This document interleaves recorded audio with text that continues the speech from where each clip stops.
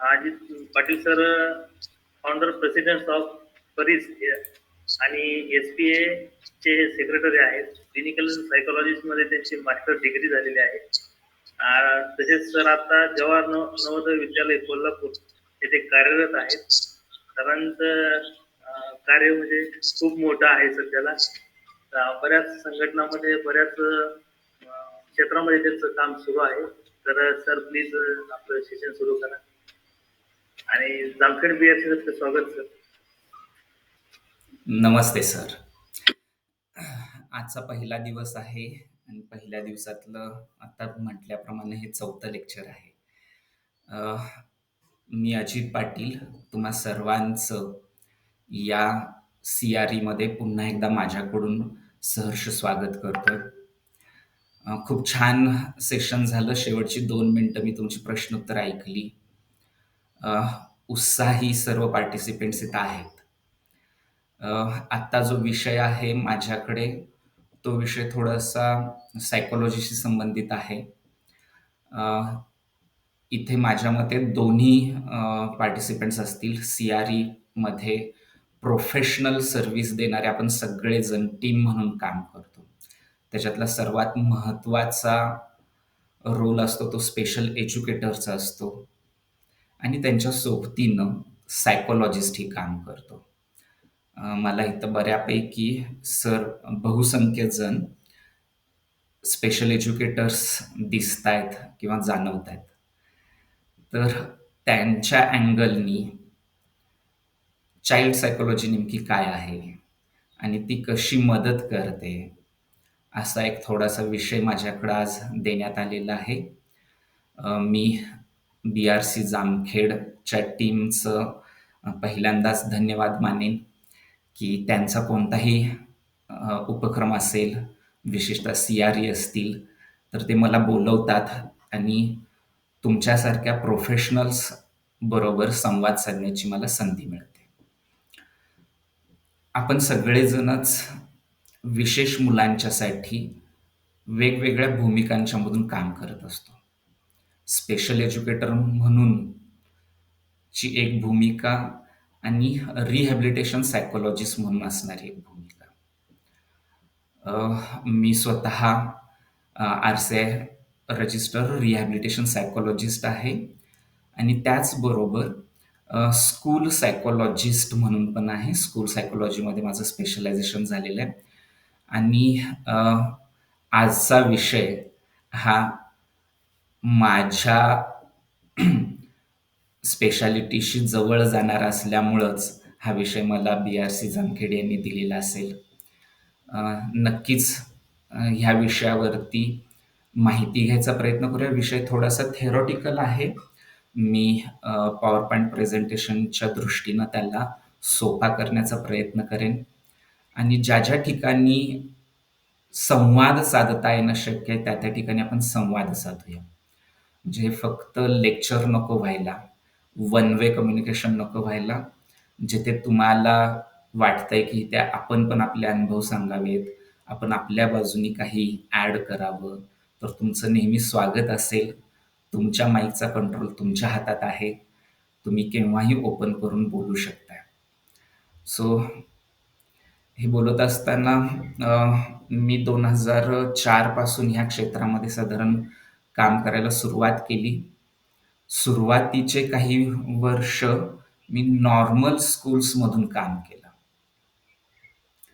म्हणजे त्यावेळेला मी RCI registered नव्हतो. पण त्यावेळेला सुद्धा जेव्हा नॉर्मल स्कूल्समधून काम करत होतो त्यावेळेला सुद्धा ज्या मुलांना विशेष गरज आहे अशी मुलं जास्त करून रेफर केली जायची. म्हणजे सायकोलॉजिस्ट म्हटलं की मग प्रॉब्लेमॅटिक मुलांना पाठवणं, ज्यांच्यामध्ये डिसॅबिलिटी आहे अशा मुलांना पाठवणं हा ओघ आहे. सुरुवातीला जास्त होता, अलीकडं हा कमी झाला. आता सर्वसामान्य लोकांच्यासाठी सुद्धा सायकोलॉजिस्ट काम करतो, नॉर्मल मुलांच्यासाठी सुद्धा सायकोलॉजिस्ट काम करतो हे माहीत झालं. गेले 3 वर्ष झालं मी आता नॉर्मल स्कूल्समध्ये काम करतोय. यापूर्वी बऱ्याचशा विशेष शाळांच्या मधून कन्सल्टन्सी आणि सर्व्हिसेस दोन्ही पद्धतीनं काम केलं आणि आत्ता जिथे काम करतोय जवाहर नवोदय विद्यालय हे केंद्र शासनाचं काम आहे. तिथे सुद्धा डिसॅबिलिटीच्या अँगलनी जे काम चालू आहे त्याचाही मी इथं थोडक्यामध्ये कानोसा घेईन आणि जास्तीत जास्त आपण हे सेशन संवादाच्या रूपानं कसं पुढे घेऊन जाता येऊ शकेल ह्याचा आपण दोघंही विचार करूया. तर मला फक्त माहिती म्हणून घ्यायला आवडेल की इथे सायकोलॉजिस्ट किती जण आहेत? आहेत का सायकोलॉजिस्ट ह्या सेशनमध्ये?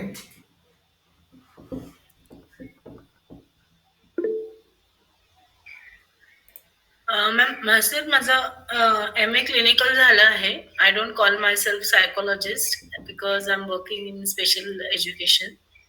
सो म्हणजे Yes. तुमचं बीएड पण झालंय, स्पेशल बीएड पण बीएड पण झालंय. झालंय आणि क्लिनिकल सायकोलॉजी झालंय. Okay, good. म्हणजे दोन्ही डिग्री तुमच्याकडे आहेत. तो अप्रोच नक्की उपयोगी पडू शकेल आजच्या सेशन्समध्ये. काही हरकत नाही. येस. Post graduation okay. शाळेत काम करते नगरला. ओके. येस. आपलं नाव काय म्हटलं मॅडम? येस. ओके. नक्की. सगळ्यांना प्रेझेंटेशन दिसतंय? ओके. येस. ठीक आहे. SSA जामखेड अहमदनगरच्या वतीनं नेहमीच वेगवेगळी CRE आयोजित केली जाते. ह्या 3 दिवसीय ऑनलाईन CREचा विषय आहे enhancing role of special educator in special education. That's great. यापूर्वी किमान जेव्हापासून हे ऑनलाईन चालू झालं म्हणजे साधारण कोरोनाच्या कालावधीपासून तेव्हापासून ॲज अ रिसोर्स पर्सन म्हणून मी जवळपास एक 15-20 CREमध्ये गेलो.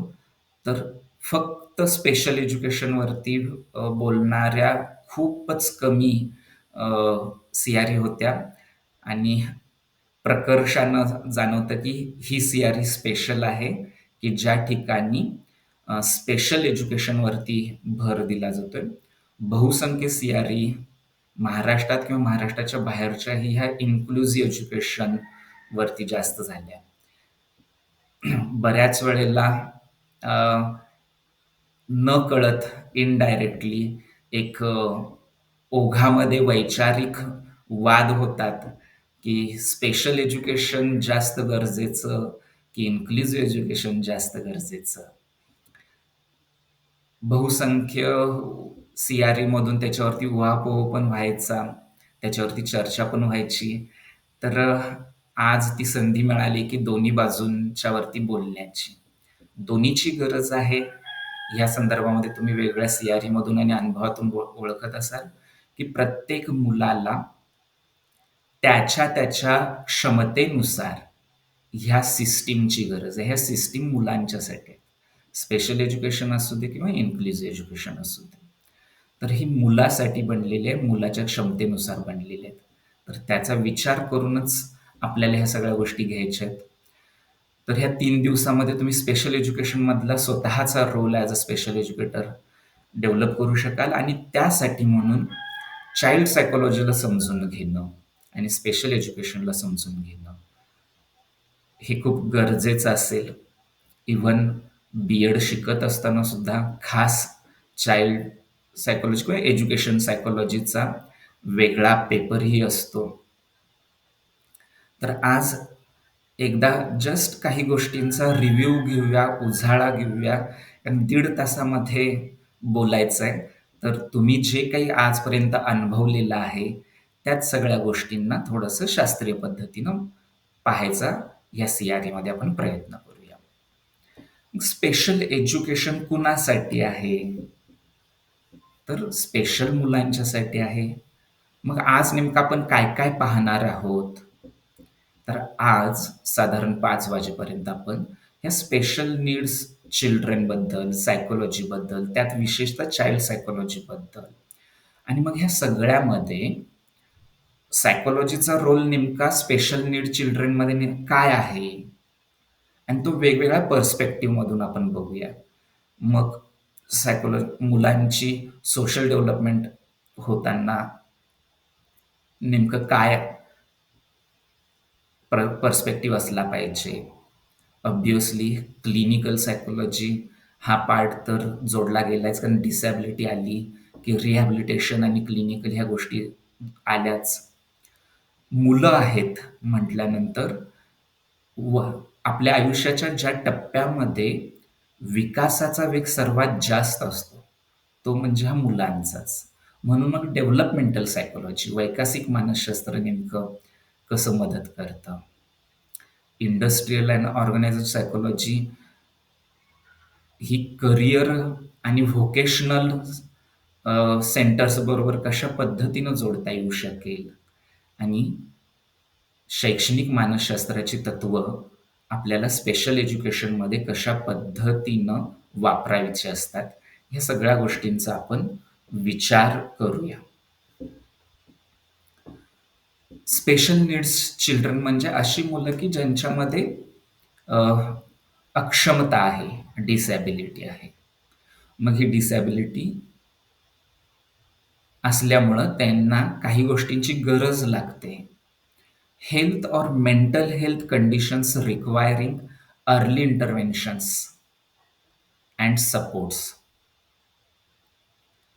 जितक्या लवकरात लवकर ह्या मुलांच्या मध्ये आपण प्रगतीसाठी काही विशिष्ट प्रयोग करू, ॲक्टिव्हिटी करू आणि त्यांना एक आधार देऊ, तितकं जास्त उपयोगी आणि फायद्याचं पडतं.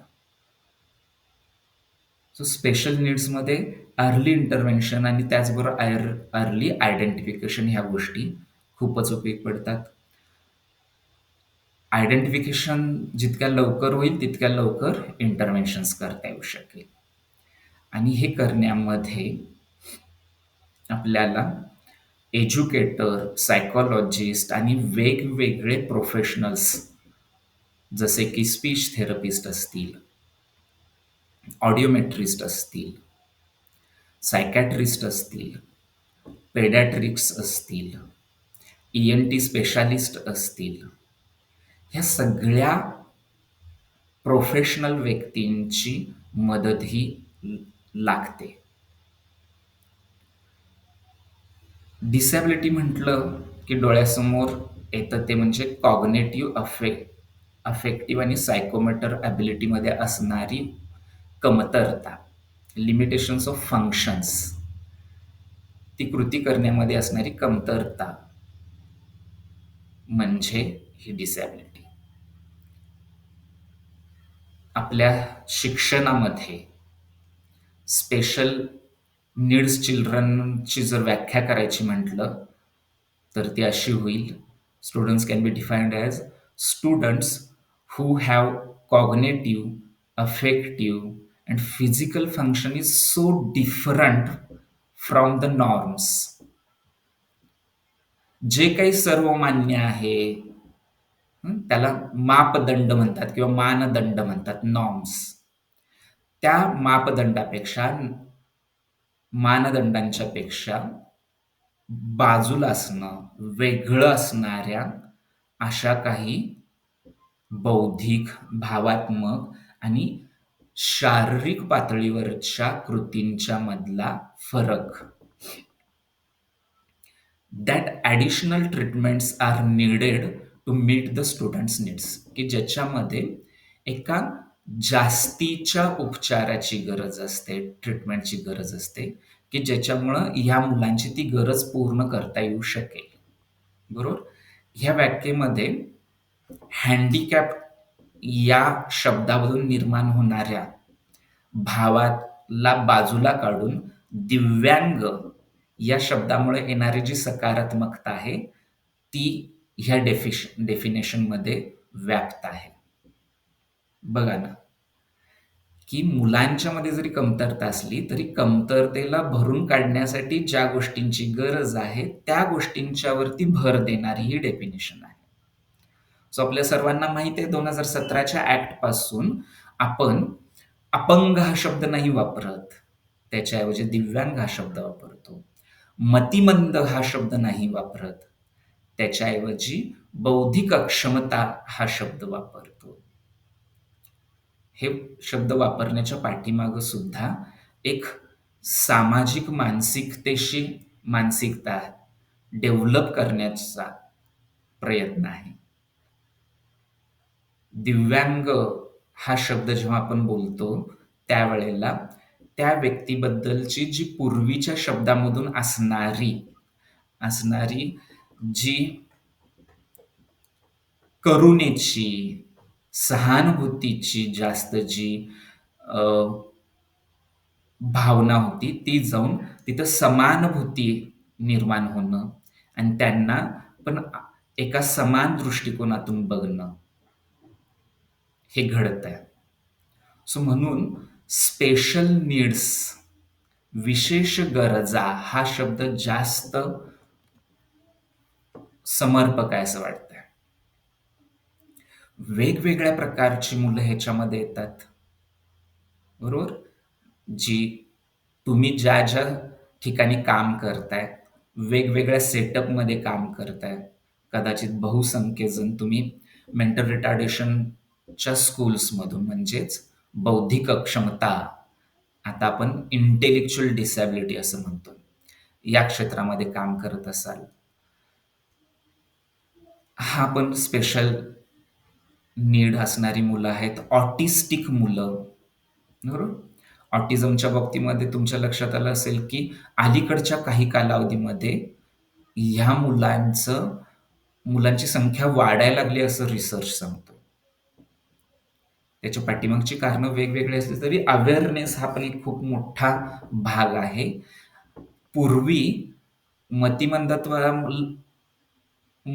मध्येच गणलं जायचं, पण आता स्वतंत्रपणानं ऑटिझम विषयी खूप गोष्टी माहिती झालेल्या आहेत, त्यांच्यासाठीच्या उपचार पद्धती आलेल्या आहेत.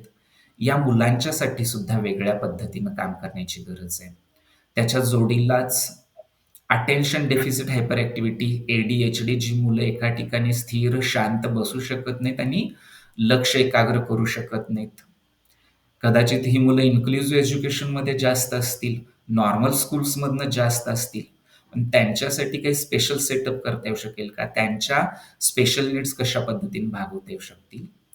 आणि सर्वात मोठा भाग जो व्यापलेला आहे स्पेशल नीड चिल्ड्रनमधला, तो म्हणजे children with sensory, physical and health इम्पेअरमेंट.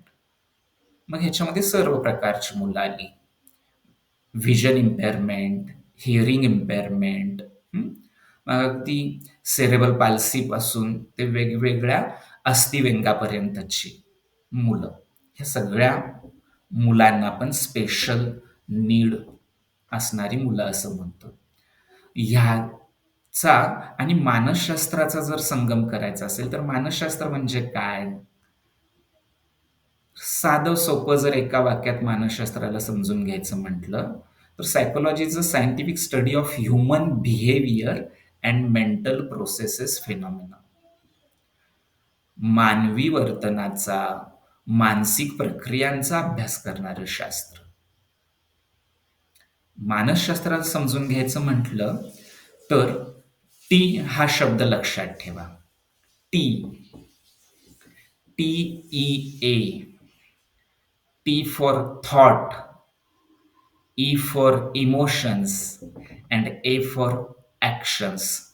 Psychology माणसाचं मन, माणसाचं मानसशास्त्र, व्यक्तीचं मानसशास्त्र, ह्या 3 गोष्टींशी निगडीत आहे.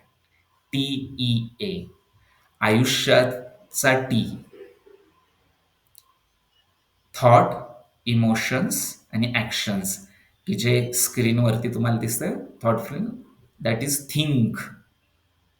कॉग्नेटिव्ह एरिया, इमोशन्स म्हणजे फील, अफेक्टिव्ह एरिया आणि डू ॲक्शन, कृती करणं, बिहेवियर, वागण्यातनं दिसणार.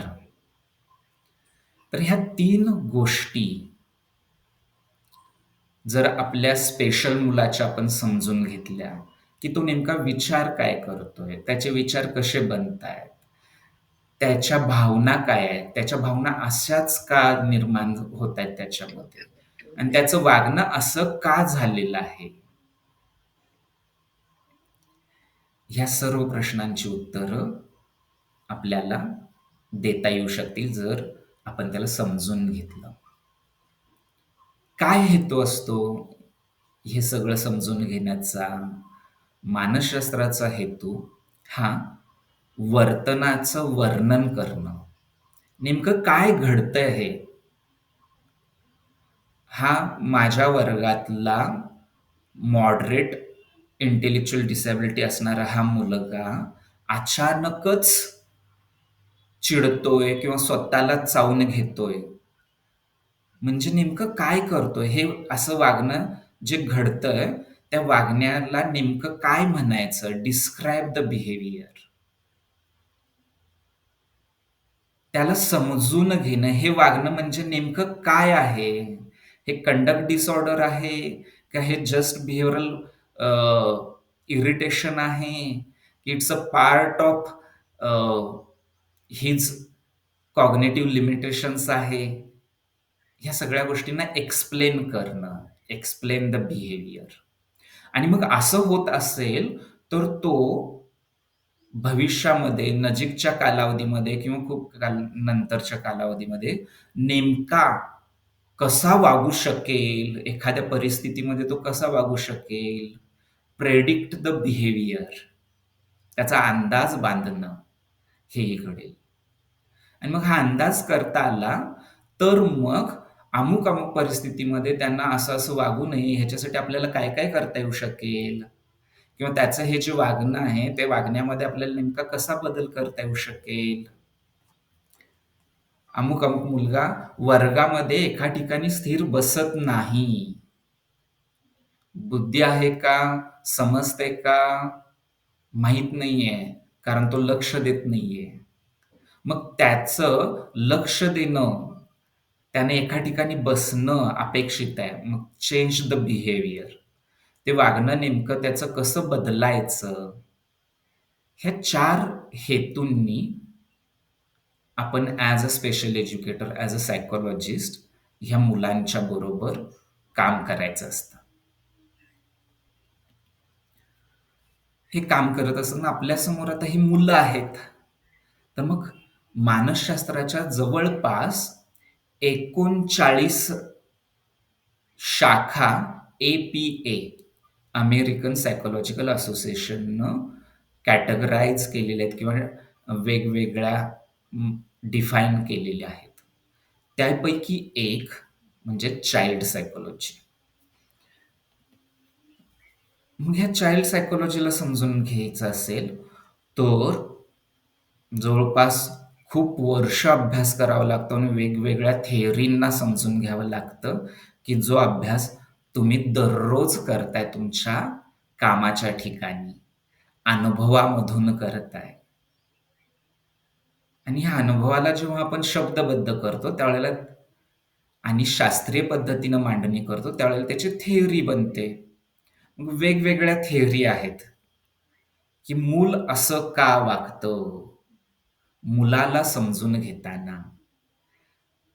मग त्याचं वागण्यावरती जेव्हा भर असतो त्यावेळेला ते बिहेवियरल चाइल्ड डेव्हलपमेंट थेअरी आहे.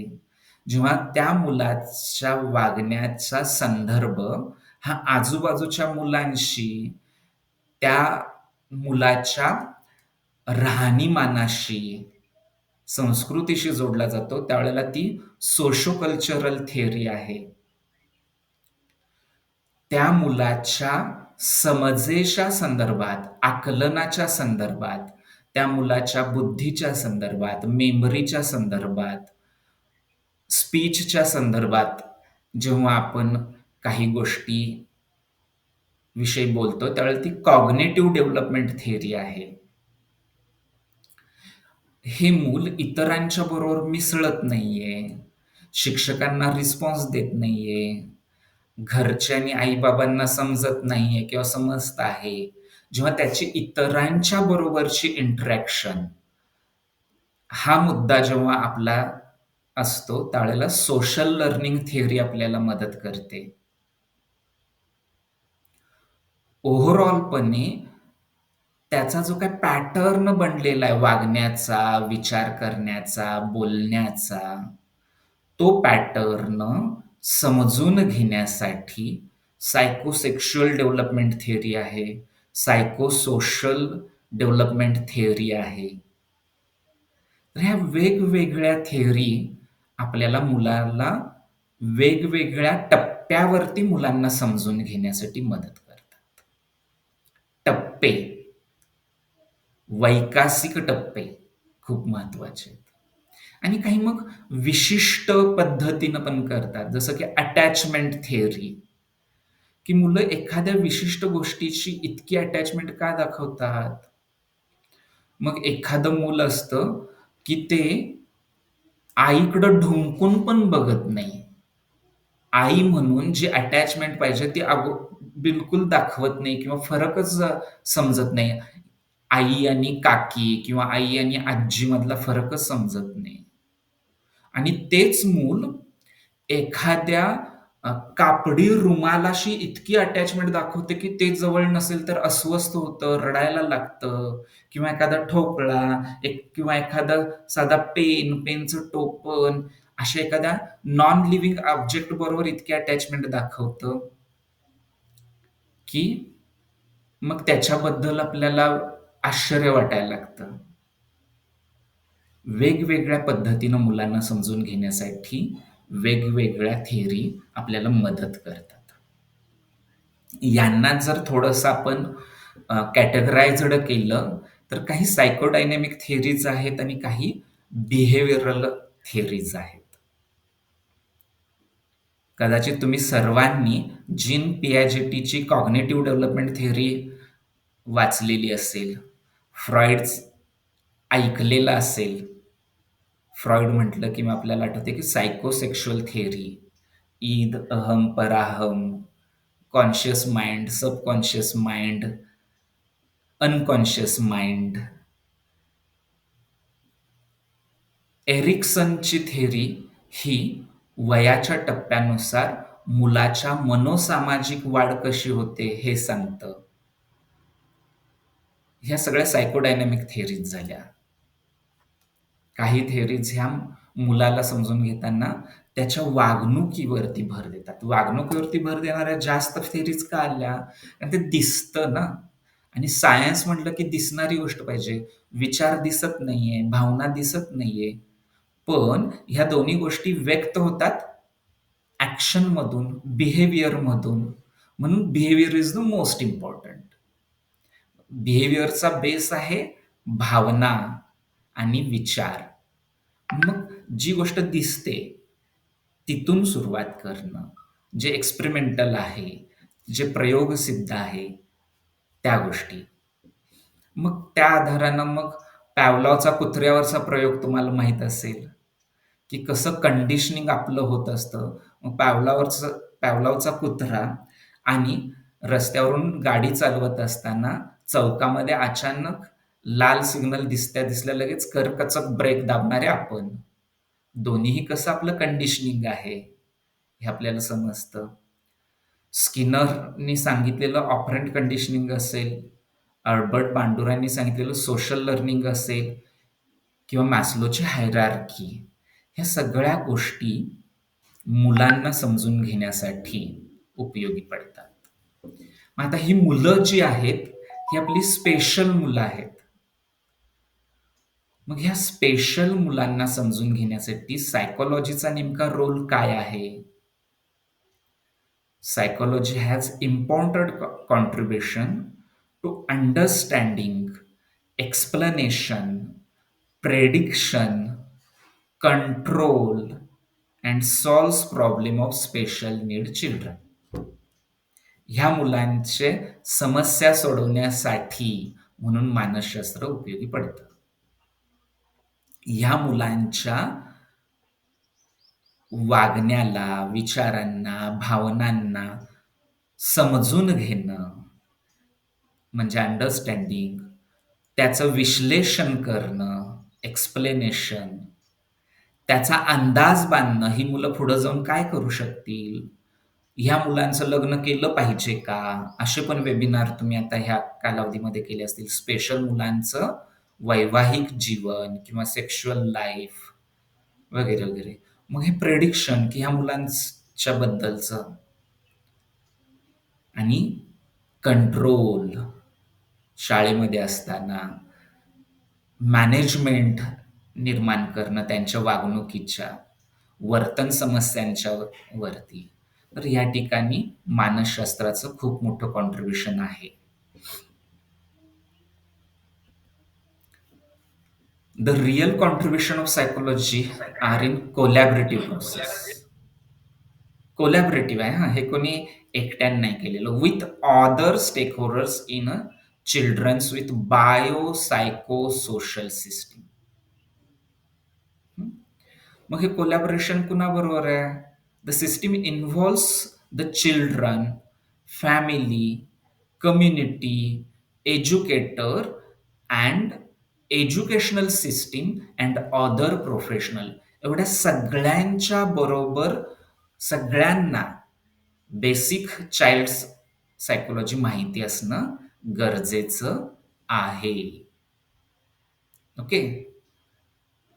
पालकांना, समाजाला, शिक्षक म्हणून एज्युकेटर्स जे आहेत, टीचर म्हणून जे काम करतायत, स्पेशल एज्युकेटर म्हणून जे काम करतायत, ही जी काही एज्युकेशनल सिस्टीम आहे, अध्यापनाची जी काही पद्धत निर्माण केलेली आहे, त्या पद्धतीची सगळी तत्व आहेत, त्या तत्वांचा विचार करताना मानसशास्त्राचा विचार करणं आणि अदर प्रोफेशनल्स, जसं मगाशी आपण म्हटलं की it's a multi approach team, वेगवेगळी टीम, ते सगळेजण प्रोफेशनल्स आहेत ह्या मुलांच्यावर काम करणारे. म्हणजे सायकोलॉजिस्ट आहेत, स्पेशल एज्युकेटर्स आहेत, हे तर पहिल्या फळीवरचे आहेत. आणि त्यांच्याबरोबर मग स्पीच थेरपिस्ट आले, ऑडिओलॉजिस्ट आले, ENT आले, सायकॅट्रिस्ट आले, पेडॅट्रिक आले. पेडॅट्रिकमध्ये पण आता पुन्हा स्पेशालिटी आली की निओपेडॅट्रिक्स आले. ओके. निओपेडॅट्रिक्स बरोबर न्यूरोपेडॅट्रिक्स आले. न्यूरोपेडॅट्रिक्स एपिलिप्सी येणारी मुलं, ऑटिस्टिक मुलं, ब्रेनच्या संदर्भात जे आजार आहेत, न्यूरोलॉजी, ह्या सगळ्या गोष्टी, आणि डेव्हलपमेंटल पेडॅट्रिक्स आले. सो ही आताचा जमाना फक्त स्पेशालिटीचा नाही राहिला, आता सुपर स्पेशालिटी आलेली आहे. बरोबर. तर तुमच्यापैकी प्रत्येक जिल्ह्यामध्ये आता DICची सेंटर्स सुरू झालेले आहेत, डिस्ट्रिक्ट अर्ली इंटरव्हेन्शन सेंटर्स. तर ह्या ठिकाणी जवळपास 15 ते 20 प्रोफेशनलची टीम ह्या मुलांच्यासाठी काम करते. किंवा स्कूल सेटअप घेतला तर ह्या स्कूल सेटअपमध्ये पण आपल्याला हे वेगवेगळे प्रोफेशनल्स दिसत आहेत. कुणी एकानं काम करून चालणार नाही, कुणाला एकाला चाइल्ड सायकोलॉजी माहिती असून उपयोगाचं नाही. ह्या सगळ्यांनी चाइल्ड सायकोलॉजीला समजून घेऊन प्रतिक्रिया दिली पाहिजे, त्या सिस्टीममध्ये स्वतःचं काम बसवलं पाहिजे. In this context, the contribution of psychologists are best given within a multidisciplinary group. हा सगळा ग्रुप आहे तो, हे सगळ्यांच्या बरोबर जेव्हा एकत्र येऊन काम केलं जातं, त्याच वेळेला खऱ्या अर्थानं मुलाच्या मानसिकतेला समजून घेतलं असं होणार आहे. फक्त सायकोलॉजिस्टला माहिती आहे तर काही उपयोग नाही. तिथं असणाऱ्या प्रत्येक प्रोफेशनल्स जेव्हा ह्या मानसिकतेला मुलांच्या समजून घेईल, त्यावेळेला खऱ्या अर्थानं ते वातावरण त्या मुलाला बहरण्यासाठी उपयोगी ठरणार आहे. The group collaboration will contribute an optimum impact to help special needs children. Okay. सगळ्यांचं जेव्हा कॉन्ट्रिब्युशन असेल, त्याच वेळेला त्या मुलाला मदत होणार आहे. कशासाठी? डेव्हलपिंग देअर कॅपॅबिलिटीज और life skills in their physical, social and spiritual environment. मुलाला फक्त आपल्याला अकॅडमिक स्किल्स डेव्हलप करायचे आहेत का हो? नाही. अकॅडमिक स्किल्स ही प्रायमरी पार्ट झाला. Through that we intend to develop life skills. जीवन कौशल्य निर्माण होणं, हा जेव्हा उद्देश आपण शिक्षणाचा ठेवू, त्यावेळेला ह्या पूर्ण टीमने एकत्र येणं खूप गरजेचं आहे.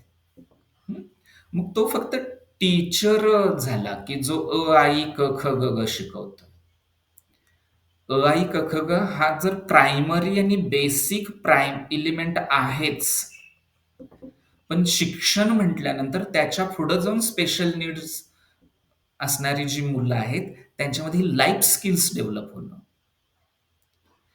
युनेस्कोनं 10 लाईफ स्किल्स सांगितलेले आहेत. Okay.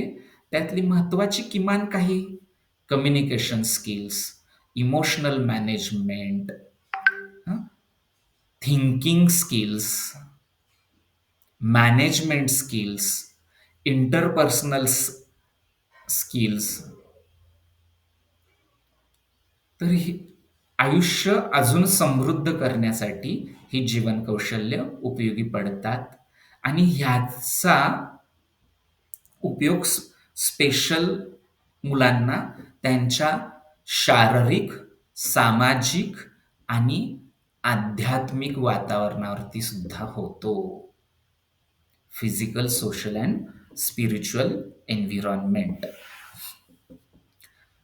Psychologists apply psychology theories in understanding, explanation, prediction, control and solve. पुन्हा हे वाक्य बोल्डमध्ये घेतलेलं आहे कारण आपण ह्या वेगवेगळ्या मुद्द्यांवरून समजून घेणं कुठं कुठं आपण काम करू शकतो. The psychology theory can be used as a foundation for our efforts. हे फाउंडेशन आहे. टू चेंज कशासाठीचं? To change or to solve behavior of children with special needs. जसं की वेगवेगळ्या psychologist theories, social learning theory, behaviourist theory, cognitive theory, humanistic theory, analysis theory. ह्यांना आता आपण थोडंसं सोप्या भाषेतनं समजून घेण्यासाठी वेगवेगळ्या अँगलमधनं ह्या सगळ्या गोष्टींना बघूया. किंवा सोशल पर्स्पेक्टिव्हमधनं ह्या मुलांना कसं तपासता येऊ शकेल, क्लिनिकल पर्स्पेक्टिव्हनं कसं बघता येऊ शकेल, डेव्हलपमेंटल पर्स्पेक्टिव्हनं कसं बघता येऊ शकेल, ऑर्गनायझेशनल पर्स्पेक्टिव्ह आणि एज्युकेशनल पर्स्पेक्टिव्हनं कसं बघता येऊ शकेल. सोशल सायकोलॉजीची तत्व कशी उपयोगी पडतात? सायकोलॉजिस्ट आणि एज्युकेटर ही दोघं सोशल स्किल्स डेव्हलप करतात मुलाची.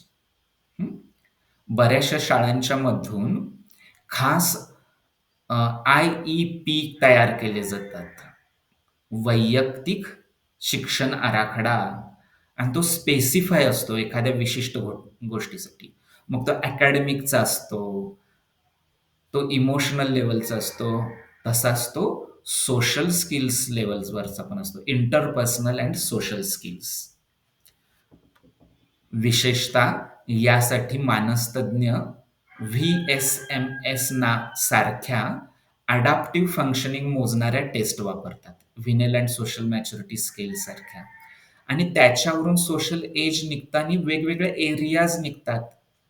मग लोकोमोशन सारखे स्किल असतील, कम्युनिकेशन सारखे स्किल्स असतील, इंटरपर्सनल स्किल्स असतील किंवा सेल्फ हेल्प स्किल्स असतील, आणि ती डेव्हलप करण्यासाठी एज्युकेटर्स काही ॲक्टिव्हिटी प्लॅन करतात. ह्याची थिअरी खूप इंटरेस्टिंग आहे. मूल शिकतं कसं हे समजून घेतलं आपण तर आपल्याला शिकवणं जास्त सोयीचं जातं, बरोबर ना? म्हणून तर आज आपण चाइल्ड सायकोलॉजीचा विचार करतो की मूल नेमकं कोणत्या पद्धतीनं पुढे जातं. जेव्हा आपल्याला मुलाच्या सोशल स्किल्सचा विचार करायचा आहे त्यावेळेला सोशल लर्निंग थिअरी सांगते मूल हे निरीक्षणातनं आणि अनुकरणातनं शिकतं.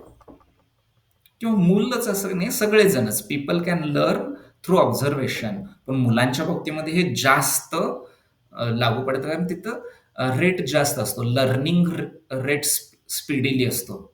म्हणून मूल असा आपण शब्द वापरू. Child can learn through observation, निरीक्षणातून मूल शिकतं.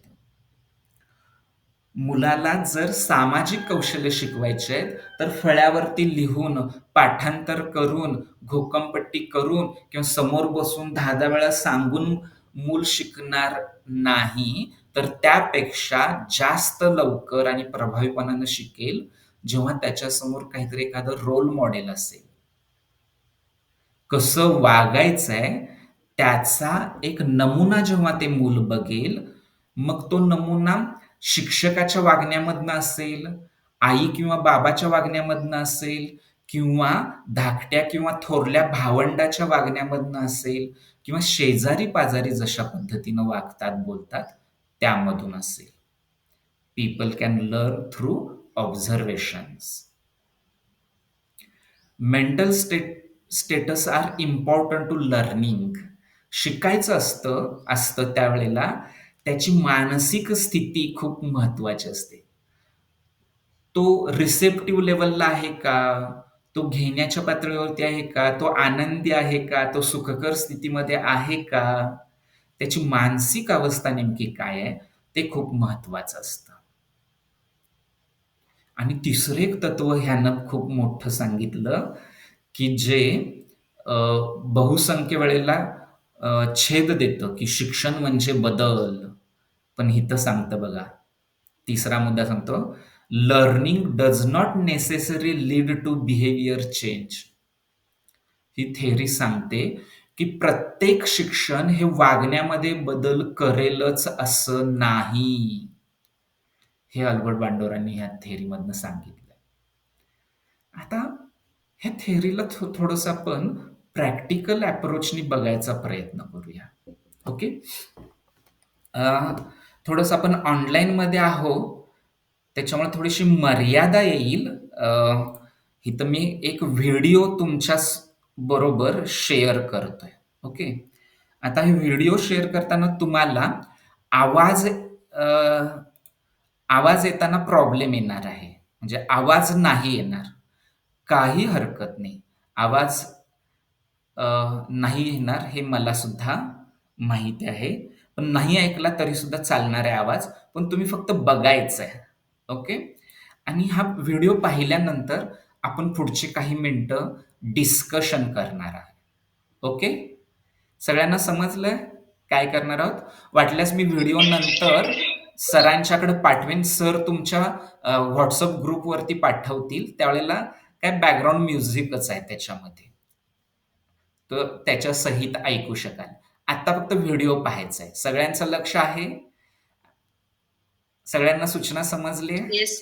येस. Yes, sir. हा, व्हिडिओ लावल्यावर आवाज येईना म्हणून कोणी बोलू नका. आवाज येणार नाही असं मला वाटतंय, कारण बऱ्याच वेळेला गुगल मीट मधनं आवाज ट्रान्सफर होत नाही व्हिडिओचा. हा माझा आजपर्यंतचा अनुभव. आला तर वेल अँड गुड, नाही आला तरी काही हरकत नाही, फक्त पाहायचा आहे व्हिडिओ. ह्याचा तुम्ही मला नंतर कनेक्शन सांगायचे, जे काय आता आपण बोललो किंवा जे काय चाललंय आपलं हे सगळं, त्याचा आणि ह्या व्हिडिओचा काय संबंध आहे ते तुम्ही फक्त मला सांगायचंय. रेडी सगळेजण? Yes, sir. येस. Yes.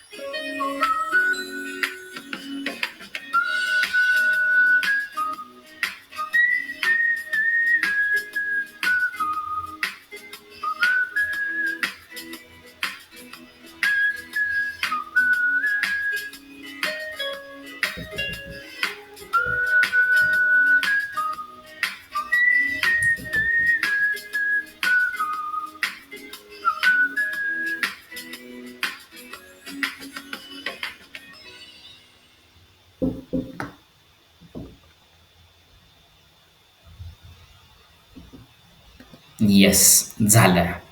हं. मी पाहिला, समजलं. ॲक्चुअली ही एक जाहिरात आहे. हां. तर आता सगळ्यांनी व्हिडिओ पाहिलेला आहे. मला तुमच्याशी ह्यावरती डिस्कशन करायचं आहे. काय पाहिलं? अ, एका वेळेला एकेकानं माईक शक्य असेल तर व्हिडिओ पण ऑन करा आणि काय जाणवलं ह्याच्यातून? सांग.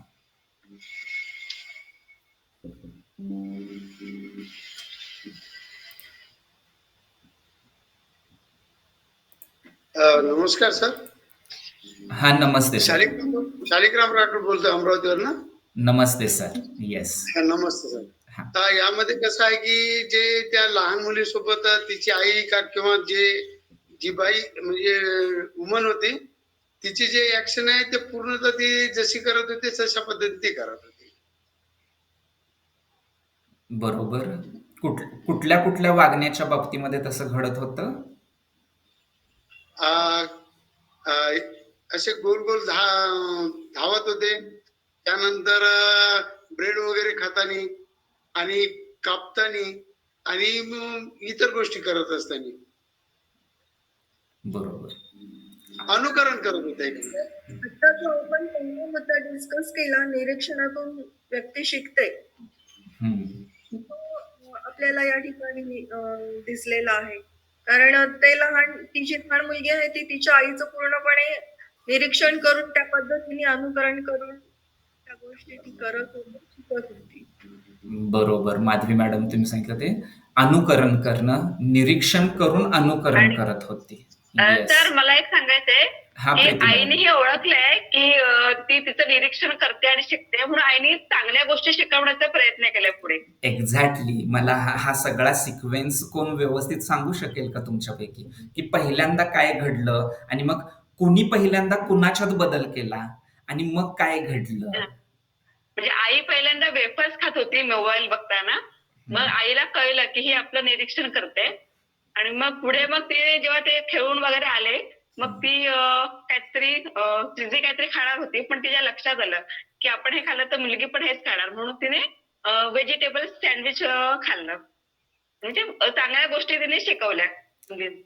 एक्झॅक्टली. येस. खूप छान सांगताय तुम्ही सगळेजण. आणखी कोण बोलणार आहे? मंजुषा मॅडम. हेच सर की त्या व्हिडिओमधनं असं दाखवायचा प्रयत्न केला आहे की पेरेंट्स आर रोल मॉडेल्स आणि पेरेंट्सवर जास्ती जबाबदारी आहे. जर तुम्हाला वाटत असेल तुमच्या मुलांनी या पद्धतीने वागावं, तर आधी त्यांनी स्वतः ते वागलं पाहिजे, so that they can follow you and they can you are a role model for the child. Exactly. बरोबर. म्हणजे जेव्हा मुलांना काही गोष्टी शिकवायच्या असतात, तर सोशल लर्निंग थिअरी असं सांगते की जेव्हा सोशल स्किल्स, सोशल मॅनरिझम मुलांना तुम्ही शिकवायला जाता, त्यावेळेला पहिल्यांदा त्या गोष्टी तुम्ही करा. तुमच्यामध्ये त्या गोष्टी जर पहिल्यांदा असतील तर मुलं करतील. राष्ट्रगीत सर्व मुलांनी म्हटलं पाहिजे. हो, नक्की. जेव्हा समोर उभं राहणारे शिक्षक स्वतःची तोंड हलवतील, त्यावेळेला मुलांच्या तोंडातनं नक्की आवाज येईल. त्यावेळेला 10 वेळा सूचना द्यायला लागणार नाही. सगळ्यांनी खड्या आवाजात म्हणा. शिक्षक जे समोर उभं राहिलेले आहेत, you are the role model. तुम्ही जर म्हणत असाल. मी 1 वाजता आलोय तिकडं. Sagar muted audio. Sagar sir. Okay. ठीक आहे. Sorry for inconvenience sir. या. Please carry on. Yes. Okay. तर मुलांना जर काही गोष्टी जर शिकवायच्या असतील, विशेषतः मॅनरिझम शिकवायचे आहेत, सोशल स्किल्स शिकवायचे आहेत, तर तुम्हाला ॲज अ स्पेशल एज्युकेटर पहिल्यांदा कोण रोल मॉडेल होऊ शकेल हे शोधायचं आहे. मग तो रोल मॉडेल तुम्ही सुद्धा असाल, तो रोल मॉडेल आई पण असेल, तो रोल मॉडेल घरातला भावंड सुद्धा असेल. मी आमच्या शाळेतली एक छोटीशी छान एक गोष्ट अलीकडेच घडलेली. मुलं खूप दिवसांनी शाळेमध्ये आली लॉकडाऊनच्या पिरियड नंतर. आम्ही मुलांचं एक इंटर हाऊस कॉम्पिटिशन ठेवलेलं होतं, डान्सच्या इंटर हाऊस कॉम्पिटिशन. नवीन ॲडमिशन झालेली मुलं होती काही. आणि आली न संध्याकाळी छान स्पर्धा वगैरे चालू होत्या. त्यातला एक मुलगा उठला आणि टी शर्ट होता. टी शर्ट असा काढला आणि काढून नाचायला लागला. शिक्षकांच्या तोंडचं पाणी पळालं, कारण शूटिंग पण चालू होतं, बाकी होतं. आरओ ऑफिसचे सगळे लोक पाहत होते. त्याला खाली बसवावं लागलं. आणि इट्स अ शॉकिंग, कारण असं एका प्रतिष्ठित शाळेमध्ये, जिथं सगळ्या गोष्टी नावलौकिक आहे, अशा शाळेमध्ये असं घडणं, की मुलांनी कपडे काढून नाचणं. जेव्हा त्याच्याबरोबर इंटरॅक्शन्स केली, इंडिव्हिज्युअल काउन्सिलिंगच्या माध्यमातून इंटरॅक्शन केली, त्यावेळेला मला समजलं की त्यात मी काय वाईट केलं, असा त्याचा भाव होता. इयत्ता 6वीतला मुलगा. म्हणून कारण त्यानं गावामध्ये जेव्हा ऑर्केस्ट्रा व्हायचे, लावण्या व्हायच्या किंवा तमाशा व्हायचा, त्यावेळेला असं करताना शेकडो लोकांना बघितलेलं होतं आणि भरपूर वेळा बघितलेलं होतं. त्याच्यामुळे त्याला हे काही वेगळं वाटलं नाही. त्याला तो आनंद व्यक्त करण्याचा एक माध्यम वाटलं. सो इथं रोल मॉडेल, सोशल लर्निंग, मुलं शिकतात कसं, तर हे अनुकरण खूप असतं. ऍक्च्युली ही जाहिरात व्हेजिटेबल खाणाऱ्या, म्हणजे प्रोडक्ट बनवणाऱ्या कंपनीची ही जाहिरात होती. त्यांनी कोरियामधली ही जाहिरात आहे. त्यांनी जाहिरात म्हणून तयार केलं की काय म्हणू की फास्ट फूड खाणं टाळा आणि क्लीन व्हेजिटेबल्स किंवा प्युअर व्हेजिटेबल्सवरती भर द्या, हे सांगण्यासाठी. बघा, एक्झरसाइज करायचं आहे, पीटीचा शिक्षक आहे आणि पोरांना ग्राउंडवरती फिरवतोय आणि हा मात्र विठ्ठलासारखा उभा आहे हात धरून आणि म्हणतोय गो फास्ट, गो फास्ट, गो फास्ट. ह्याचं फक्त तोंडच हालतंय, बाकी काहीच हालत नाही. मुलं काय पळणार आहेत जोरात. सो जर अनुकरण, मुलं ऑब्झर्वेशन मधनं शिकत असतात आणि अनुकरणातून शिकत असतात. ओके, तर हे तत्व साधं सोपं आहे आणि हे जास्त करून लागू पडतं सोशल मॅनरिझम मध्ये. मॅनरिझम मी लिमिटेड केलं, सोशल लर्निंग मध्ये. मग ते कुठं पण येईल. 4 लोक एकत्र आल्यानंतर समूह बनतो आणि त्या समूहामध्ये नेमकं कसं वागायचं, राहायचं, ह्यासाठी. स्पेशल एज्युकेशन मध्ये खूप मर्यादा येतात टीचिंग वरती, कारण कॉग्निशन मध्ये मर्यादा असते. बहुसंख्य डिसॅबिलिटीमध्ये बौद्धिक पातळीवरती मर्यादा असते आणि त्याच्यामुळं मग 10 वेळा सांगितलं तरी समजत नाही. पण ही थेअरी सांगते की हिथं कॉग्निशनची गरज नाहीये, म्हणजे तितकी गरज नाहीये. मूल काय करतं आहे ते ऑब्झर्व करतं. सो अनुकरण म्हणून तुम्ही आई बाबांना, घरच्या लोकांना ह्यामध्ये इन्व्हॉल्व करून घेऊ शकता. काय पाहिजे, ह्याच्यामध्ये कोणकोणत्या गोष्टी पाहिजेत, ह्याची लिस्ट तयार करा. ओके, आणि ती लिस्ट तयार करत असताना त्यातल्या कुठल्या कुठल्या गोष्टी ह्या सोशल लर्निंगच्या माध्यमातून आपल्याला डेव्हलप करता येऊ शकतील, त्याला टिक करा आणि त्या मुद्द्यामध्ये मदत घ्या. आईची मदत घ्या, वडिलांची मदत घ्या. जर घरामध्ये इतर आणि कोण सदस्य असतील तर त्यांची मदत घ्या. ओके, सो बोलण्यासारख्या खूप गोष्टी आहेत, फक्त आपल्याकडं वेळेची मर्यादा आहे आणि आपल्याला वेगवेगळ्या थिअरीचा ओघवता आढावा घ्यायचा आहे. ओके, तर मग मी पुन्हा एकदा प्रेझेंटेशनकडे येतोय. प्रेझेंटेशन दिसतंय ना सगळ्यांना? Yes sir, visible. Yes, okay. So आपल्याला ह्याचा स्पेशल एज्युकेशनमध्ये नक्की वापर करता येऊ शकेल.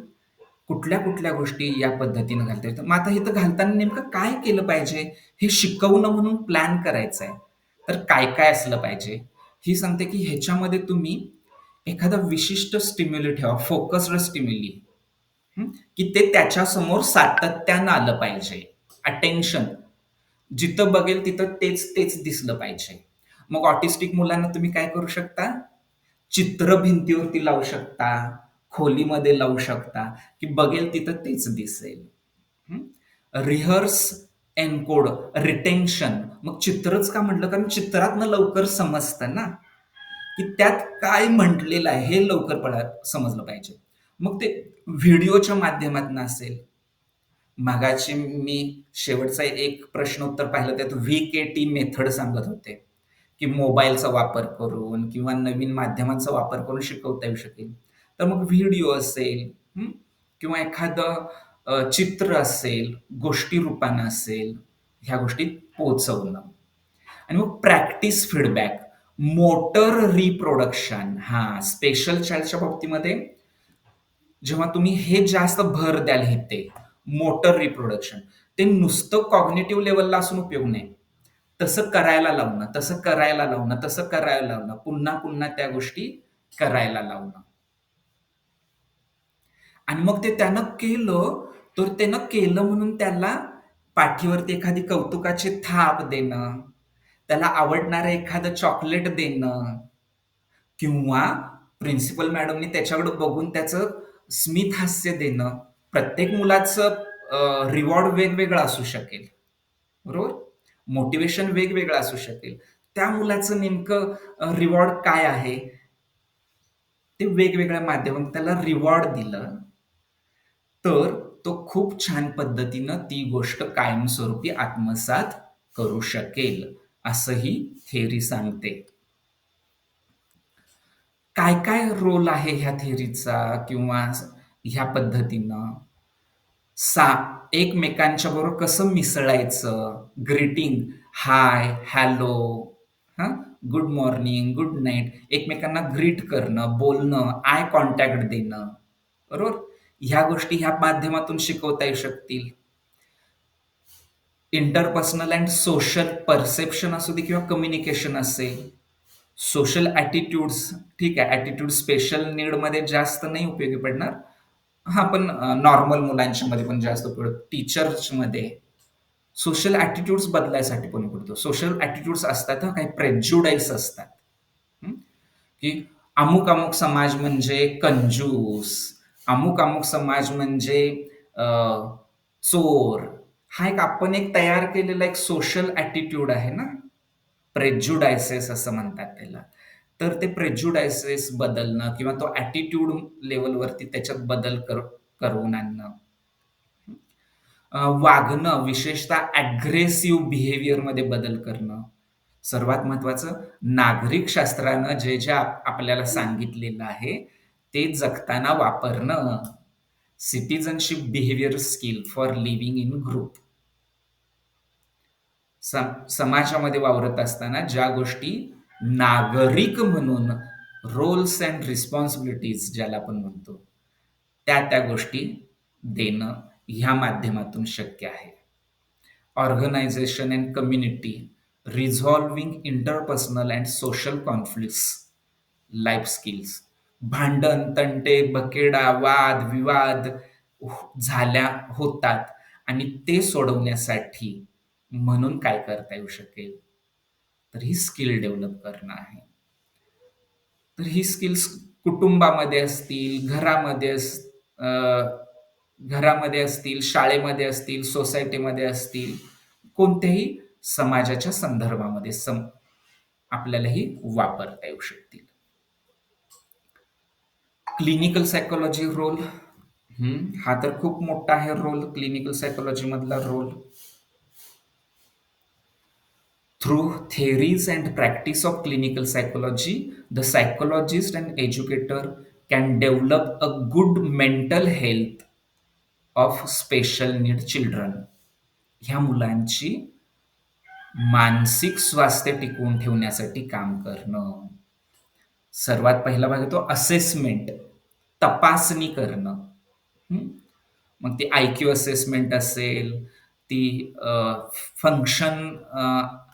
अडॅप्टिव्ह फंक्शनिंग असेसमेंट असेल, किंवा ती स्पेसिफिक असेसमेंट असेल, की ADHDची असेसमेंट असेल, ऑटिझमची असेसमेंट असेल, किंवा मग एन्झायटी, डिप्रेशन, इरिटेशन, अशा काही चिकित्सालयीन समस्यामधलं असेल. क्लिनिकल कन्सल्टेशन, हं? 2 दिवसापूर्वी एक मुलगा की टीबी टीबी आहे. टीबीची ट्रीटमेंट घेतली पण दुर्दैवामध्ये गोळ्या बंद केल्या. त्यामुळं पुन्हा ट्रीटमेंट चालू करायला लागली आणि ती किमान 1.5 वर्ष ट्रीटमेंट चालू ठेवायची. पण आता मात्र त्याचा चिडचिड वाढली आहे. हे पुन्हा का मला? हे का? मग ती चिडचिड जी वाढलेली आहे, ती चिडचिड कमी करण्यासाठी क्लिनिकल सायकोलॉजिस्ट त्या मुलावरती काम करेल. मुलाचं उदाहरण आहे. टीबी झालेलं मूल आहे साधारण 14 वर्ष वयाचं. पॉझिटिव्ह बिहेव्हिअरल सपोर्ट नेमक्या त्याच्या वागण्यामधल्या ज्या गोष्टी आहेत, स्ट्रेंथ म्हणून त्याची जी आहे, त्या स्ट्रेंथचा वापर करणं पॉझिटिव्ह बिहेव्हिअरल सपोर्टमध्ये येतं. वेगवेगळ्या थेरपी, बिहेव्हिअरल थेरपी वापरली. सायकोलॉजिस्ट म्हणतो ना की ह्याच्यावर सिस्टमॅटिक डिसेन्सिटायझेशन थेरपी वापरली. ओके, शाळेला यायची भीती आहे, स्कूल फोबिया आहे, वॉटर फोबिया आहे, मग मी सिस्टमॅटिक डिसेन्सिटायझेशन थेरपी वापरली. ह्याच्यामध्ये भीती आहे, मी अमुक अमुक थेरपी फ्लड टेक्निक वापरलं. ह्याच्यात पालक सुशिक्षित आहेत पण एन्झायटी आहे, मी सीबीटी थेरपी वापरली किंवा मी REBT थेरपी वापरली. सो थेरपेटिक वर्क करणं, काउन्सिलिंग करणं, साध्या सोप्या भाषेत समुपदेशन करणं. फक्त त्या समुपदेशनामध्ये जेव्हा स्पेशालिटी असते आणि तो एक प्लॅन्ड काही महिन्यांनी वर्षाचा कालावधी ठेवून विथ ऑब्जेक्टिव्ह हेतून केलं जातं, तर ती थेरपी म्हणतात. फॅसिलिएशन ऑफ फॅमिली सपोर्ट किंवा आपल्या मुलांच्या बाबतीमध्ये वेगवेगळ्या थेरपी आहेत. बिहेव्हिअरल थेरपी ही जास्त करून स्पेशल चाइल्डमध्ये वापरली जाते. फॅसिलिएशन ऑफ फॅमिली सपोर्ट, घरातल्या कुटुंबातल्या सदस्यांना मदत करणं, त्या मुलाला स्ट्रॉंग करण्यासाठी त्यांना मदत करणं. Family counselling, family support, liaison between volunteer bodies और गव्हर्नमेंट बॉडीज, ह्यांच्यामध्ये एक दुवा म्हणून काम करणं, कन्सल्टंट म्हणून काम करणं, बरोबर ना? म्हणजे बरेचसे पालक संघ आहेत बघा. आमच्या इकडे आहे संवेदना मतिमंद मुलांच्या पालकांचा संघ. मग ह्या संघामध्ये ॲज अ सायकोलॉजिस्ट म्हणून मी त्यांना ट्रेनिंग देतो किंवा वेगवेगळ्या गोष्टीवरती, किंवा मग सिबलिंग्स ग्रुप तयार करणं. सिबलिंग्स ग्रुप म्हणजे भावंडांचा ग्रुप तयार करणं आणि त्या भावंडांनी आपल्या म्हणजे नॉर्मल भावंडांनी आपल्या स्पेशल भावंडासाठी काम करावं, यासाठी काम करणं. तिथं क्लिनिकल सायकोलॉजिस्ट, रिहॅबिलिटेशन सायकोलॉजिस्ट काही ॲक्टिव्हिटी पेरू शकतोय, काम करू शकतोय. Okay, so therefore they must be develop strategies for coping with difficult situation. Problem असणाऱ्या प्रसंगामध्ये, परिस्थितीमध्ये मला कसं सामोरं जायचं, तिथं वापरणाऱ्या स्ट्रॅटेजी सांगणं, त्या स्ट्रॅटेजी देणं, टेक्निक्स देणं,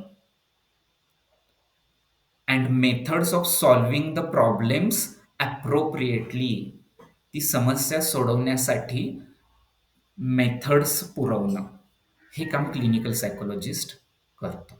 ओके, सो म्हणून क्लिनिकल सायकोलॉजिस्ट हा निमवैद्यकीय अधिकारी असतो स्पेशल स्कूलमध्ये. म्हणजे का निमवैद्यकीय अधिकारी म्हटलंय? There is a 50% science and 50% arts. हे मी लावलेलं स्पष्टीकरण आहे, असं कुठं म्हटलेलं नाही, पण दॅट इज की हा मानसशास्त्रज्ञ जेव्हा काम करतो त्यावेळेला त्याच्याकडे ह्या दोन्ही गोष्टी पाहिजेत. त्याच्याकडं आर्ट पण पाहिजे आणि सायन्स पण पाहिजे. ही एक कला पण आहे आणि एक शास्त्र पण आहे. सो 50% सायन्स अँड 50% आर्ट, ह्या दोन्हीचं जेव्हा गुड कॉम्बिनेशन घडतं त्यावेळेला खऱ्या अर्थानं क्लिनिकल सायकोलॉजिस्ट ह्या स्पेशल मुलांच्यासाठी ॲप्रोप्रिएट एन्व्हिरॉन्मेंट तयार करून देतो. क्लासिकल कंडिशनिंग सारख्या पॅवलॉवनं सांगितलेल्या काही थिअरी आहेत. प्रत्येक थिअरीवरती आपल्याला डीपमध्ये जाणं शक्य नाही, फक्त आपण उजाळा करून घेऊया. त्याची पण काही तत्व आहेत की एखादी गोष्ट शिकली कशी जाते.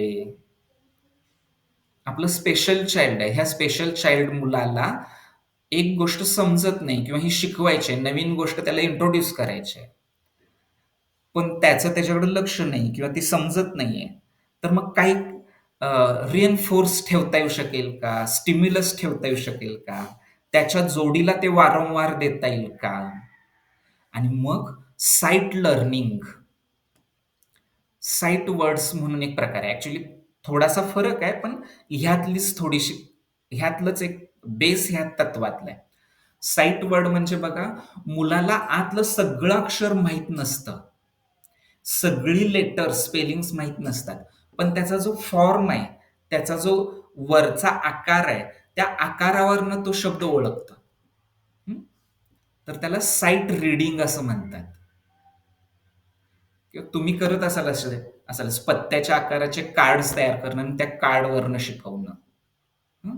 तर त्याच्यामध्ये अपेक्षित काय आहे की ते सतत समोरून तो एक विशिष्ट प्रकारचा शब्दांचा आकार बघितला की ह्याला काय म्हणायचं, हा संडे आहे, SUNDAY, संडे. त्याला प्रत्येक अक्षर वेगवेगळं आहे माहित नाहीये, पण तो फॉर्म बघितला की त्याला संडे म्हणायचं. तर हे जे काही लर्निंग आहे हे रेमेडियल टीचिंग मध्ये वापरतो. तर त्याच्या पाठीमागची तत्व हे वेगवेगळे आहेत. BF स्किनरनं पण ऑपरंट कंडिशनिंग मध्ये सांगितलं, रिएन्फोर्समेंट आणि पनिशमेंटचं सांगितलं की एखादं वागणं मुलाचं वाढवायचं असेल, एखादं वागणं वाढवायचं आहे, तर काय करा, तर पॉझिटिव्ह रिएन्फोर्समेंट वाढवा, ऍड द पॉझिटिव्ह रिएन्फोर्समेंट, आणि त्याच वेळेला रिमूव्ह द निगेटिव्ह रिएन्फोर्समेंट.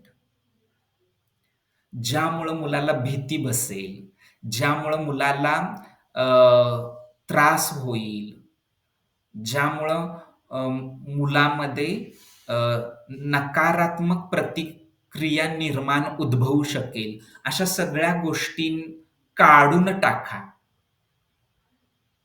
आणि पॉझिटिव्ह रिएन्फोर्समेंट वाढवा. हे कधी इन्क्रीज बिहेवियर, जेव्हा एखादी वागणं वाढवायचं आहे त्यावेळेला, आणि जेव्हा एखादं वागणं कमी करायचं आहे त्यावेळेला काय करा, जेव्हा वागणं कमी करायचं त्यावेळेला ऍड पॉझिटिव्ह पनिशमेंट आणि रिमूव्ह निगेटिव्ह पनिशमेंट. आता पनिशमेंट कधी पॉझिटिव्ह आणि निगेटिव्ह असते का हो? नक्की असते, विचार करा. सो क्लिनिकल सायकोलॉजिस्ट इथं कोण असतील तर ह्याचं उदाहरण देऊ शकतील किंवा ह्याच करून बघू शकतील. पनिशमेंट की जी पनिशमेंट त्या मुलामध्ये पुढं जाण्यासाठी उपयोगी पडते, ती पॉझिटिव्ह पनिशमेंट, आणि जी पनिशमेंट त्या मुलाला स्टक करते, एखादी कृती करण्यापासून ती कृती केल्यानंतर दुःख निर्माण करते, त्रास निर्माण करते, ती punishment negative. Okay. Positive punishment म्हणजे विड्रॉलिंग द एखादा आवडता खाऊ त्यावेळेला न देणं, this is positive punishment. Negative punishment ही जिथे हॅरॅशमेंट हा शब्द इथं उपयोग पडतो, हॅरॅशमेंट हा शब्द जिथे येतो ती म्हणजे निगेटिव्ह पनिशमेंट आहे. ओके. तर तत्व म्हणून आपण समजून घेतो इथं, आणि ती तत्व वापरताना वेगवेगळ्या प्रसंगामध्ये आपल्याला वेगवेगळ्या पद्धतीनं त्याचा विचार मला एक करावा प्रश्न लागेल. आहे. हो, बोला मॅडम. पॉझिटिव्ह पनिशमेंट बद्दलचा मला प्रश्न, मागच्या स्लाइडवर जाल प्लीज. येस. हा, हे जे पॉझिटिव्ह पनिशमेंट आहे, जर मुलांनी दिलेल्या वेळात सपोज 5 गणितं दिली आणि त्याने केली नाहीत, हा तर मी त्याला आणखी 2 गणितं वाढवून दिली, तर will it be a positive punishment? कारण मी ऍड केलंय आणि त्याचं बिहेवियर जे टाइमपास करण्याचं आहे किंवा प्रोक्रॅस्टिनेशन करण्याचं आहे ते रिड्यूस करायचं आहे मला. नाही, ऍक्च्युली हे निगेटिव्ह रिएन्फोर्समेंट कडे जाईल. त्याच्याकडे ते होत Okay. नाही आणि पुन्हा आपण देतो. ही तर पॉझिटिव्ह पनिशमेंट होईल.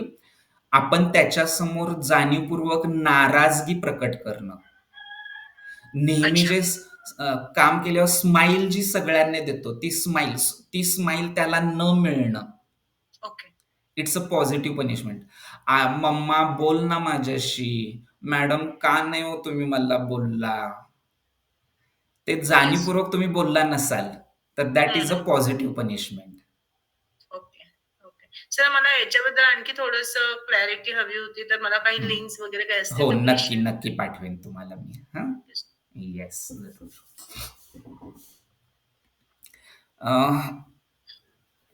मॅस्लोची हायरार्की थिअरी आहे.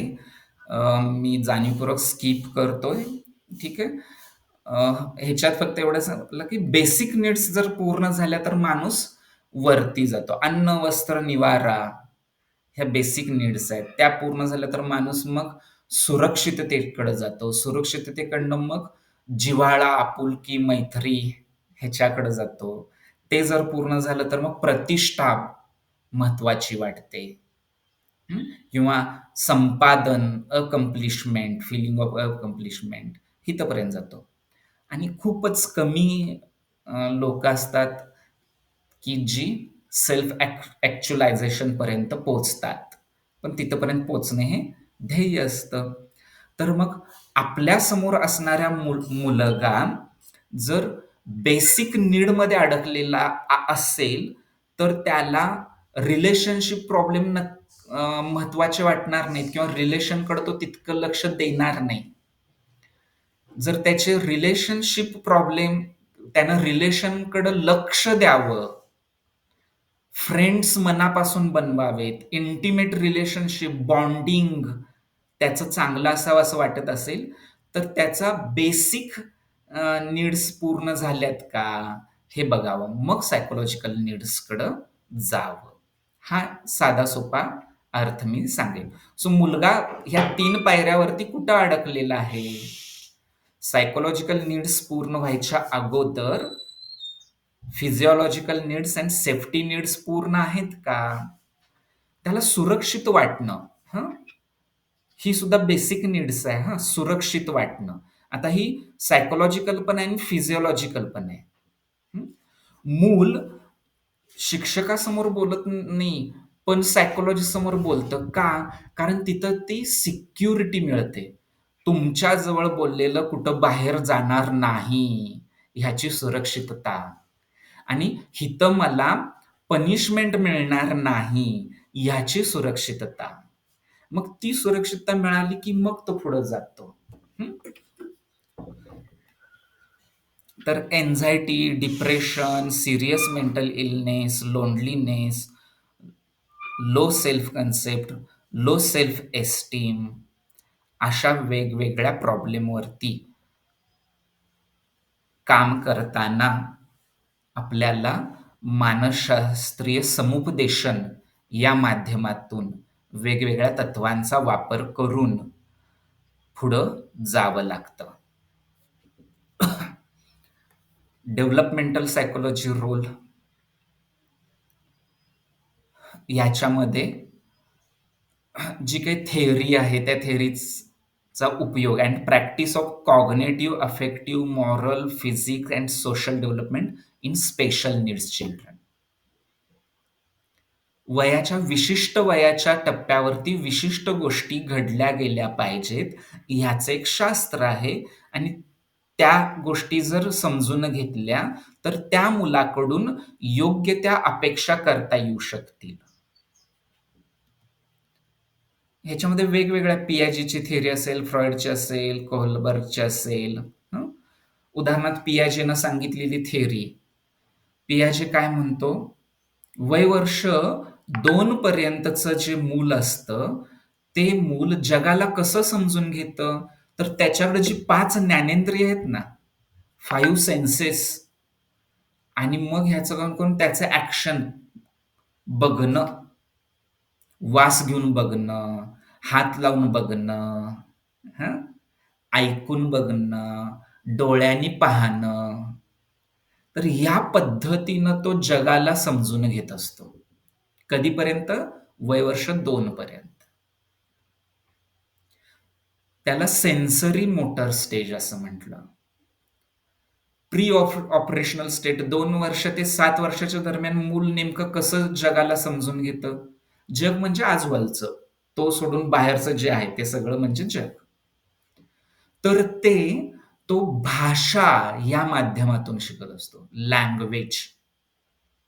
म्हणून तर म्हणतात बघा, प्रायमरी एज्युकेशन हे मातृभाषेतनं व्हावं, किंवा मल्टीलिंग्विलिझम, बायलिंग्विलिझम मुळे प्रॉब्लेम येतो बऱ्याच वेळेला, लर्निंग डिसॅबिलिटीच्या बाबतीत, ऑटिस्टिक मुलांच्या बाबतीत. आत्ताच्या रविवारी मी एक फॅमिली पाहिली की अगदी चेन्नईपर्यंत तपासून वगैरे आले, पण रिपोर्ट मिळाला नव्हता, नेमकं काय आहे समजलं नव्हतं माझ्याकडे. तर पाहिलं, सुशिक्षित फॅमिली आहे, आई मल्याळम, बाबा कन्नड, राहतायत महाराष्ट्रात, शाळेला घातलंय इंग्लिश मीडियम. ओके. आजोळी गेला की मल्याळम, बापाच्या गावी गेला की कन्नड, घरामध्ये मराठी किंवा घराच्या आजूबाजूला मराठी, आणि शाळेत गेलं की कन्नड. सो ऑटिस्टिक मुलगा होताच, पण prominent factor is multilinguistic problem. वय वर्ष 6 पर्यंत तो बोललाच नाही. इंटेलिजन्स नॉर्मल इंटेलिजन्स वय वर्ष 9, इयत्ता 3री मध्ये शिकतोय, वाक्यरचना जमते, करतोय, पण बोलताना जमत नाही. शाळेत शिकवलेलं सगळं समजते. तर ह्या गोष्टींचा विचार केला पाहिजे. सो कारण वय वर्ष 2 ते 7 मध्ये कुठल्या तरी एका भाषेवरती प्रभुत्व आलं पाहिजे, किंवा येत असतं, कारण मूल ह्या वेळेला भाषेमधनं जगाला समजून घेत असतं. अँड मेंटल इमेजेस त्याला स्किमाटा असं म्हणतात. माणसाचं वैशिष्ट्य हे आहे की तो प्रत्येक गोष्ट, जरी ती कुठल्या पण इंद्रियात येऊ दे, आतमध्ये जाताना त्याची एक व्हिज्युअल इमेज बनते, त्याला मेंटल इमेज म्हणतात.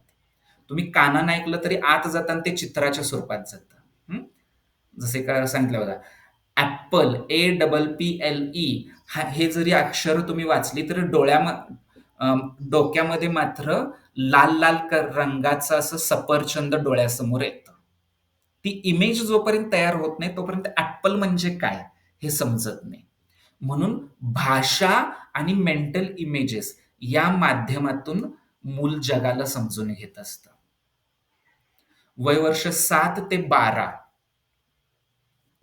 या दरम्यान आता ते स्वतःची विचार प्रक्रिया, आणि त्यातल्या त्यात लॉजिकल थिंकिंग अँड कॅटेगरीज, वर्गीकरण करणं, किंवा घरात लावलेलं रोप,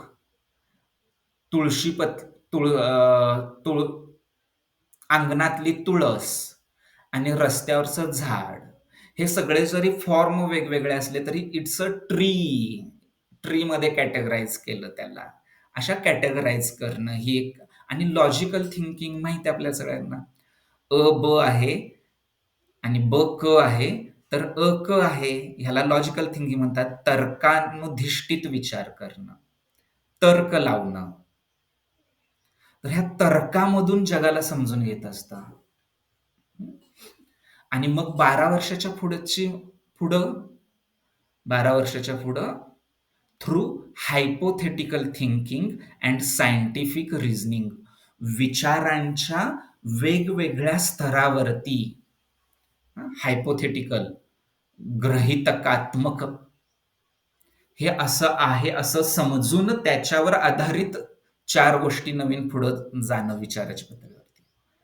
तर ही कॉग्निटिव्ह थिअरी सांगते की माणूस विचार कसा करतो, जगाला कसा समजून घेतो, बौद्धिक पातळीवरती विश्लेषण करतं ही पियाजेची थिअरी. तर मग ह्या गोष्टी आपल्याला कशा उपयोग पडतात? शाळेत मुलांना शिकवताना नेमकं काय करायचं?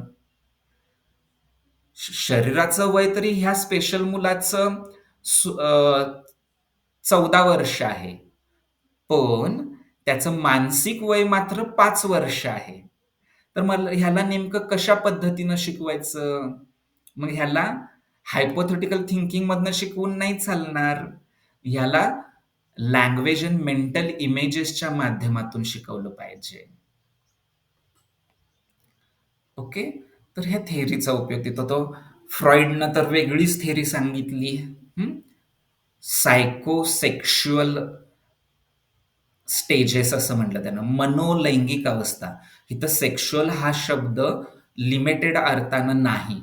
इथं सेक्शुअलचा अर्थ आहे ज्या ज्या गोष्टीमधनं सुख मिळतं अशी गोष्ट म्हणजे सेक्शुअल असा अर्थ फ्रॉइडला अभिप्रेत आहे. तर 1.5 वर्षापर्यंत मुलं ओरल स्टेजमध्ये असतं. प्रत्येक गोष्ट तोंडात घालून बघायचं. ती खायची वस्तू असू दे किंवा नसू दे.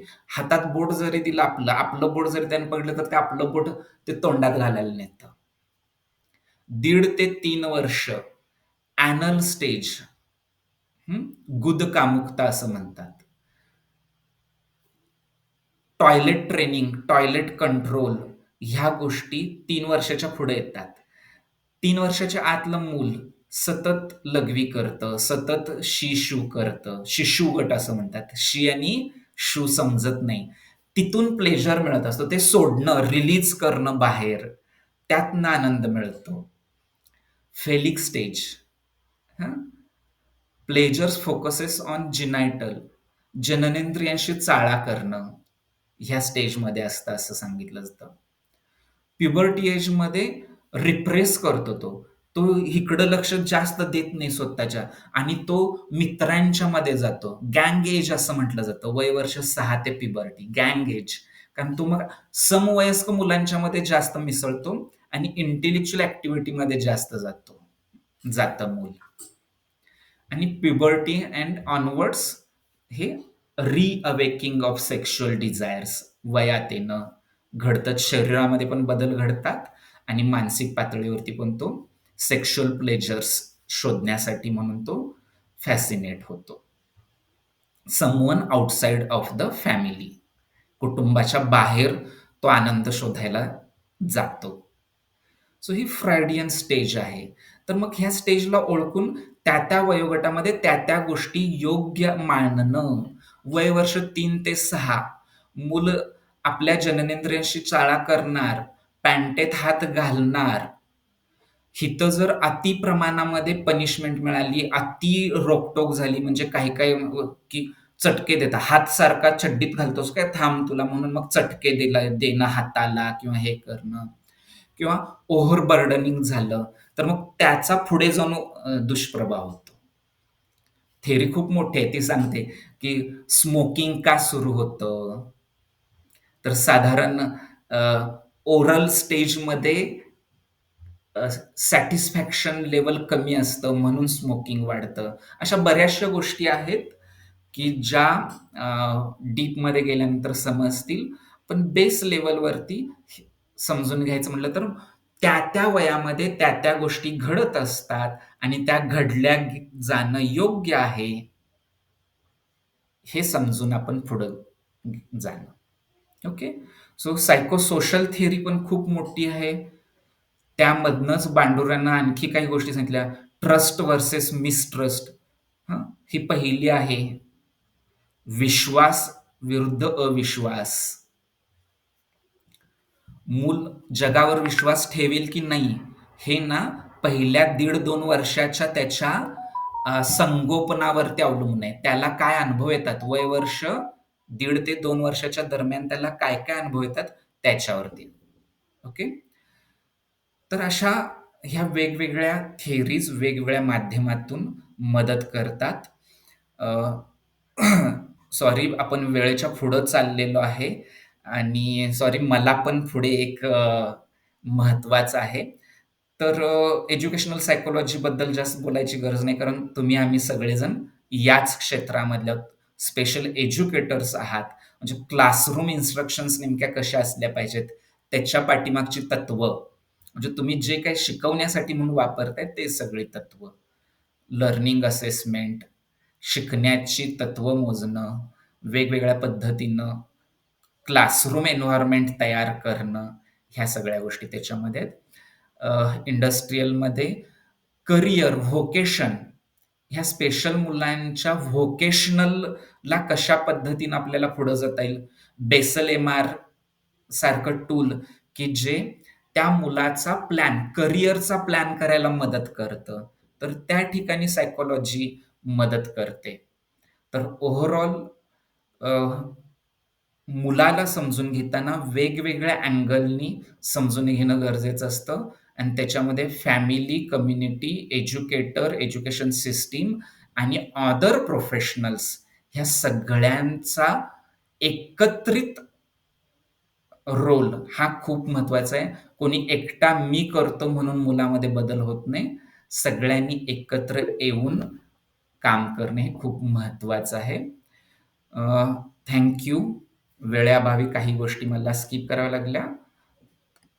पण ज्या गोष्टींच्या बद्दलचा रिव्ह्यू घ्यायचा होता तो घेऊन मी इथं माझ्या वाणीला स्वल्पविराम देतो. पुढे वेळ असेल तर मी कोऑर्डिनेटर्सना सांगेन की प्रश्नोत्तरं करूया. माईक कोऑर्डिनेटरच्या हातामध्ये.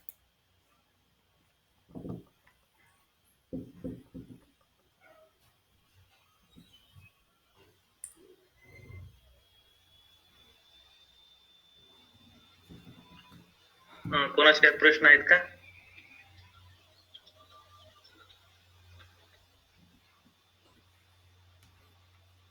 ऍक्च्युली प्रश्न नाहीये पण सरांना खरंच खूप धन्यवाद. तुम्ही एवढ्या डिफिकल्ट वाटणाऱ्या थेरीज खूप सोप्या पद्धतीने लिंक करून दिल्यात एज्युकेशनशी. त्याबद्दल खरंच खूप खूप आभार. थँक्यू. तसं म्हटलं तर ह्या गोष्टी एक थिअरी आपल्याला 1.5 तास बोलता येते. इथं फक्त ओरिएंटेशन द्यायचा मी प्रयत्न करतोय की आणि तुम्ही वापरताय, तुम्ही सर्व अनुभवी आहात, वर्किंगमध्ये आहात. तर ही रिव्हिजन CRE म्हणजे हेच आहे, आपण करतोयच, फक्त अपडेट राहणं.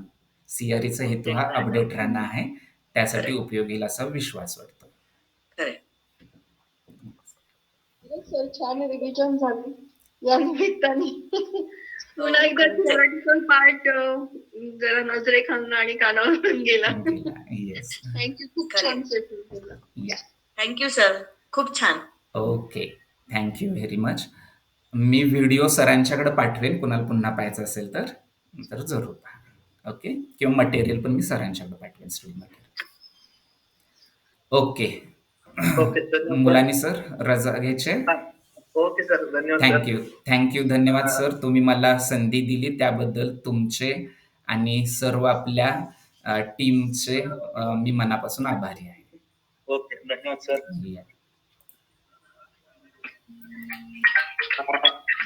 असेसमेंट लिंक मी